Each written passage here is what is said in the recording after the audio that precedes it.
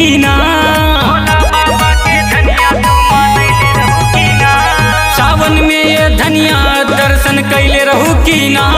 भोला बाबा के धनिया तू मनैले रहू की ना? का तू देव घर में जलवा चढ़ैलू रानी? का तू देव घर में जलवा चढ़ैलू रानी? हमको हरे में देव घर ता गइले बानी, हमको हरे में देव घर ता गइले बानी। बाकी एक बेरी जलवा चढ़ैले बानी, बाकी एक बेरी जलवा चढ़ैले बानी।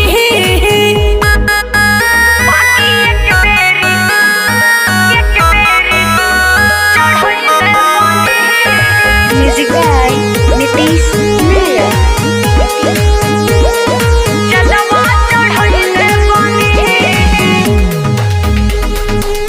एक बेर आईनी कांवर उठैनी, भोला के गईनी दुआरी नो, भोला के गईनी दुआरी नो।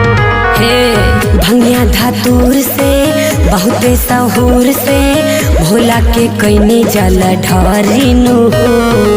सावन में शिव के व्रत कैलू, लगे डाली के अर्जी हंसत आइलू। तबे कैले दया तोह पे भोला दानी, तबे कैले दया तोह पे भोला दानी। हमको हरे में देव घर ता गइले बानी, हमको हरे में देव घर ता गइले बानी। बाकी एक बेरी जलवा चढ़ैले बानी, बाकी एक बेरी जलवा चढ़ैले बानी।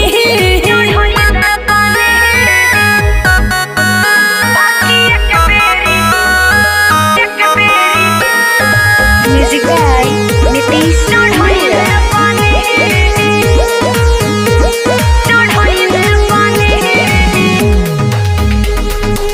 शिवजी से कहनी तबे हो पहिनी, रउआ के जैसन सुघर मरद, रउआ के जैसन सुघर मरद। सबके हु कहे लगे न रहे, कट जाला सारा दुखवा हो दरा।